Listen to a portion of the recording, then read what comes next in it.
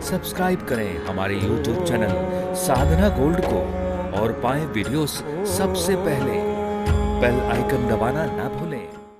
आप गाओगे तो भगवान रीझ जाएंगे, और जो नाम को गाता है ना वो महाराज फिर उसके भीतर प्रभु के लिए अपने आप प्रेम का वियोग हृदय में प्रकट होने लगता है। श्री गौड़पाद जी महाराज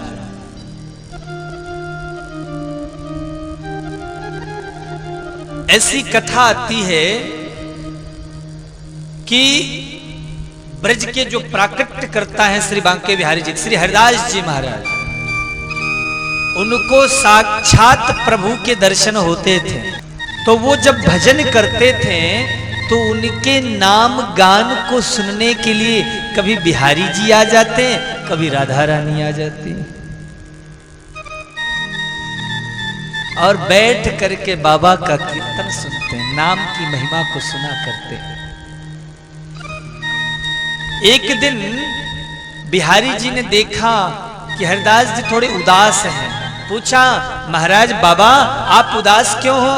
बोले, प्रभु मैं उदास इसलिए हूं क्योंकि उसके कारण आप हैं। मैं कारण? मैंने क्या किया? बोले, प्रभु जब भी मैं कीर्तन करता हूं आप आ जाते हो, मैं कीर्तन ठीक से नहीं कर पाता। भगवान बोले, लो, दुनिया वाले कहते हैं कि हम कीर्तन करते तो हैं, भगवान आते नहीं, और आप कह रहे हो प्रभु आप आते हो तो मेरा कीर्तन नहीं हो पाता, ये कैसी बात है? बोले, प्रभु मेरी आपसे एक ही प्रार्थना है, जब मैं कीर्तन किया करूं ना तो आप आया मत करो। क्यों?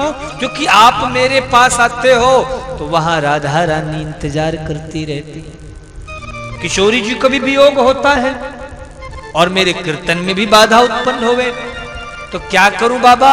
बोले, जब मैं कीर्तन करूंगा आप मेरे पास नहीं रहेंगे ना तो मैं आपको पाने के लिए तड़पूंगा। अगर कोई पास में हो तो तड़प नहीं रहती है, याद तो उसी की आती है जो दूर होता है। अब पास में हो तो याद आवेगी। अब महाराज हम वृंदावन की चर्चा कर रहे हैं, चित्रकूट की चर्चा कर रहे हैं, नैमिषारण्य की चर्चा कर रहे हैं। क्यों? क्योंकि वो दूर है, इसलिए उसकी याद आ रही है। कोई फलाना व्यक्ति चला जाए दूर तो हम उसका चिंतन करेंगे, याद करेंगे, पर वो पास में ही हो। पुत्र स्कूल गया हो, विद्यालय, तो याद आएगी, अरे भैया 4 बजे उसका आने का टाइम होता है। अब पुत्र यदि पास में खड़ा हो तो याद आएगी क्या? नहीं आएगी। तो हरिदास जी महाराज कहते हैं, प्रभु जब आप मुझसे दूर रहेंगे तो मैं आपकी याद में तड़पूंगा।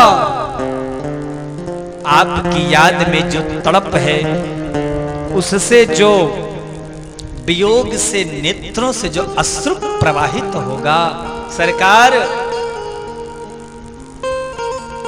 उस वियोग से अश्रु प्रवाहित होने से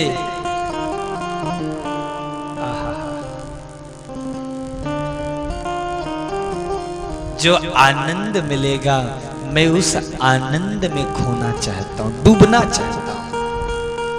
इसलिए आप मुझे दर्शन देने मत आओ, ताकि मैं आपसे मिलने के लिए तड़पता रहूं, तड़पता रहूं, तड़पता रहूं, और जो याद तड़पने में है वो आनंद जो तड़पने में याद करने में है वो आनंद पाने में नहीं है। अगर हमारे पास गाड़ी ना हो, भवन ना हो, तो हम चिंतन करते रहेंगे मकान बन जाए, मकान बन जाए, मकान बन जाए, चाहे रायपुर में बन जाए, चाहे बिलासपुर में बन जाए, पर बन जाए, बन जाए, बन जाए। पर मकान बन जाता है तब फिर उतना आनंद नहीं। वो 2-4 दिन 10 दिन, अरे साहब घर में गृह प्रवेश आइएगा, सब परिवार एक अपना निजी है, किराए के मकान में बड़ा टेंशन था, आए दिन मकान मालिक महाराज झगड़ता रहा, अपना सेपरेट, 2-4 दिन 10 दिन महीना 2 महीना अच्छा लगेगा, फिर कहेंगे अरे भैया मकान तो बन गया, लेकिन थोड़ा शहर से हट के है, ऑटो रिक्शा वगैरह में बड़ी दिक्कत होती, एक गाड़ी हो जाए तो आज आनंद आ जाए। अच्छा तो कौन सी गाड़ी ली जाए?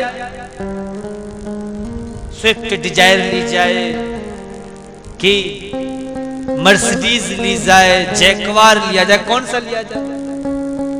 तो कितने की बनेगी, तो कितना बजट बनेगा? अब महाराज उसकी याद में सोचते रहे कि तो ऐसा लिया जाए तो वो गाड़ी होगी तो इतना खर्च पड़ेगा। कुछ दिन बाद गाड़ी आ गई, अरे साहब अपनी गाड़ी। 2-4 दिन 10 दिन तो महाराज जरा सा उसमें कुछ लग जाए, तुरंत अपना खुद का रुमाल उठा के पोंछने लग जाएंगे। लेकिन धीरे धीरे अरे भैया ठीक है मकान भी है, लेकिन आजकल एयर कंडीशन होना बहुत जरूरी हो गया, एसी के बिना गर्मी बहुत पड़ने लग गई है। तो महाराज इच्छाओं की कोई सीमा नहीं है, लेकिन आनंद तड़पने में है, याद करने में है। जब कोई चीज मिल जाती है ना वस्तु, तो फिर उसकी कीमत समाप्त हो जाती है। इसीलिए ठाकुर जी आप हमारे पास आओ मत, तो बोले आप आओ नहीं, आपके आने के इंतजार में हम तड़पते रहें, हम सोचते रहें वो मुरली वाला आएगा आएगा, किसी ना किसी दिन तो उसे याद आएगी हमारी, किसी ना किसी दिन तो वो आ जाएगा।